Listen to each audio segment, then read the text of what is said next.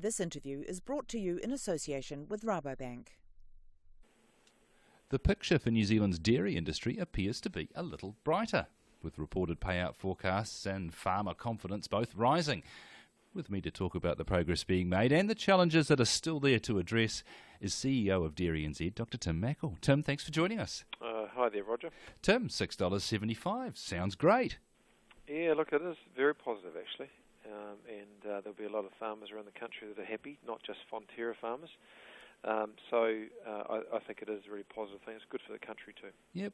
What's the message coming through from the marketplace that's really supporting that pricing? Is it a supply thing, a New Zealand thing, a quality thing?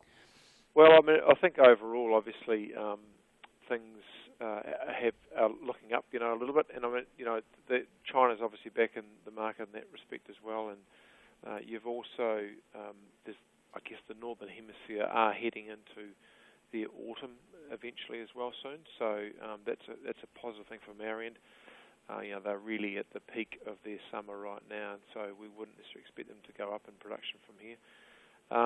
So, look, it's a mix of things. But at the end of the day, look, we're not at the heady heights that we were back in 13-14. And personally, I think that's probably a good thing because things can get overheated and they can drop pretty quickly. So, to me, this is kind of a good steady price at the moment where most farmers can make a profit, pay back some debt. At the same time, we're not getting overheated either. Yeah. The rural confidence numbers are up across the board, across all sectors. Dairy farmers are part of that, so it's good that they're, I guess, seeing light at the end of the tunnel. One of the big stats that came through from those Rabobank numbers was that dairy farmers are looking to start spending again in their communities. I guess a lot of that will be deferred. How important do you think that's going to be for the economies in our rural sectors?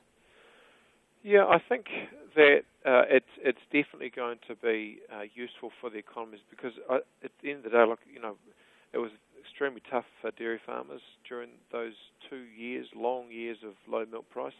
At the same time, those who support farmers found it tough too. Some found it very tough, and we do have to remember that.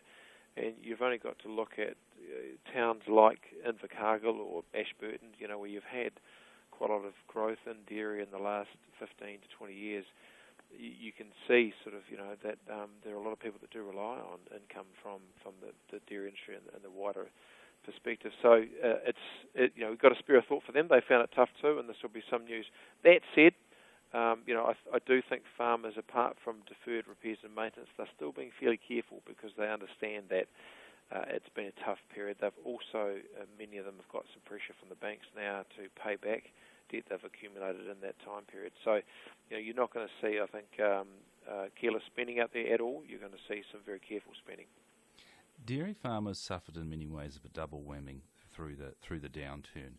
Not only were the markets coming off and the payout going down, but that was really, as I saw it, the beginning of an unprecedented public questioning of their right to operate.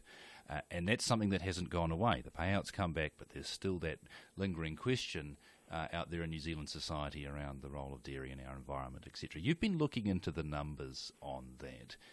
What does the real picture look like on public sentiment for dairy? And it certainly has intensified, or it seems to have, through the media, in the last 12 months, maybe dating back quite some way, actually. But if you look in more recent times, we had the Safe campaign around bobby cars back in late 2015. And then we fast forward and environment in particular seems to be, again, the big issue for us, the big challenge. And we do survey the public. We've been doing that for over 8 years now, maybe getting towards 9 years at the moment. And at the moment, we've actually gone to monthly surveying of the public, where we aggregate those up on a quarterly basis now. And it's a very useful exercise because we need to know where the public are in relation to the level of support that they do have for our sector. And if I asked any dairy farmer, in the last few months, how do you think you would rate in the eyes of the public compared to this time last year, I guarantee I wouldn't find anyone that would have thought we'd gone up, let alone stayed the same.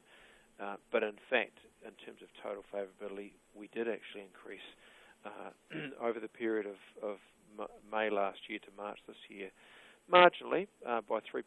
It's a combination of about 5 different questions. That's what favourability means in terms of the survey that we do. And look, that's good news. 59%. We're not where we need to be. We actually peaked at about 70% several years ago, so we've had a decline since then.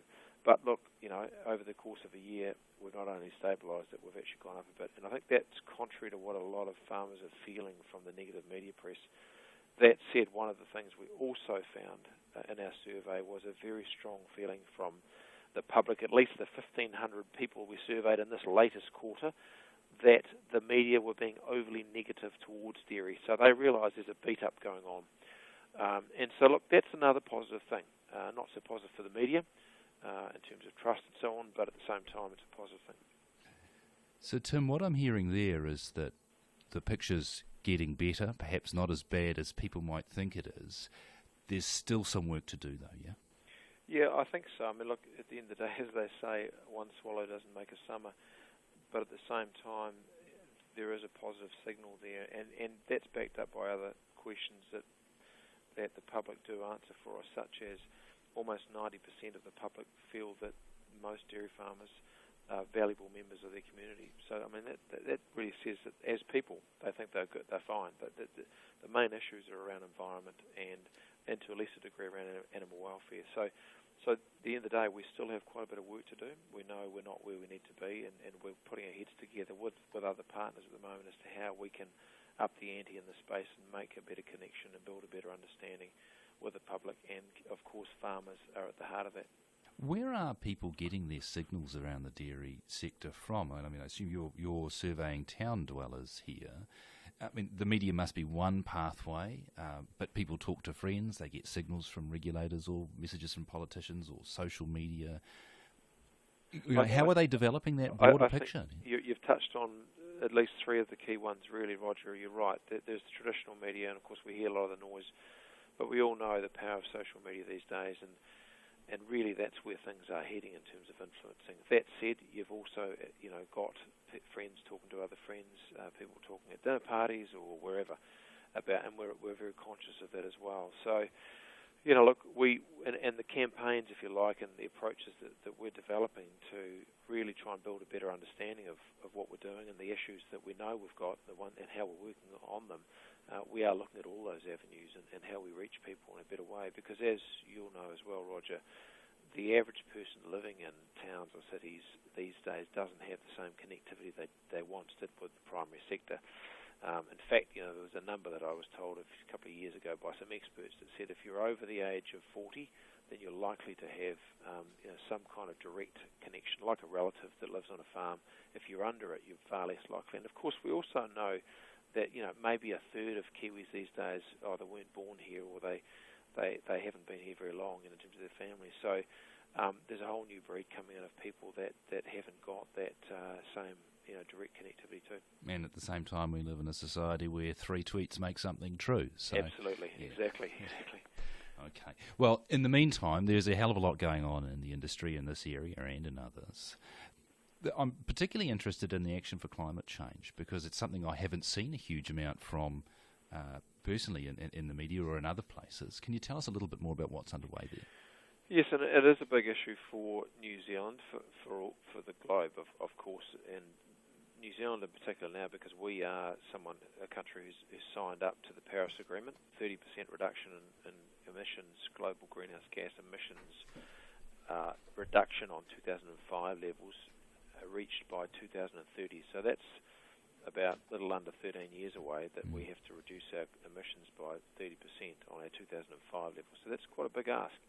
And as we all know, agriculture makes up a big chunk of New Zealand's emissions, almost half of it, and dairy is almost half of those agricultural gains. So we're making what we think is a positive step in that direction. We know this won't solve all of our issues, but it is about at least firstly getting our heads around at a farming level what can be done right now. And so we're looking to run some road shows. We are going to, and we've also got setting up pilot farms to monitor practice changes and how they affect greenhouse gases too.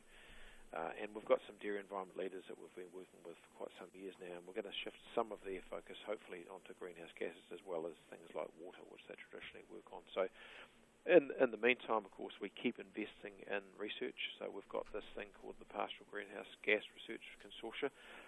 It's been going well over 10 years now, and not only dairy, but obviously the government and also the dry stock sectors as well have been investing in that too. And look, there's some exciting technology there, Roger, and we think some of it is close-ish, and I hesitate to say exactly when it'll hit the ground, but we're feeling a lot more optimistic that there will be a tool, because at the end of the day, that's what we need. We need tools to actually mitigate greenhouse gas emissions. It'll be a range of tools, though, right? You've got things here in genetics, things there in the pasture, things in practice. How do you bring something as complex as that together and actually make it something that farmers can readily adopt, understand, and get on with? Is that what those pilot farms are around?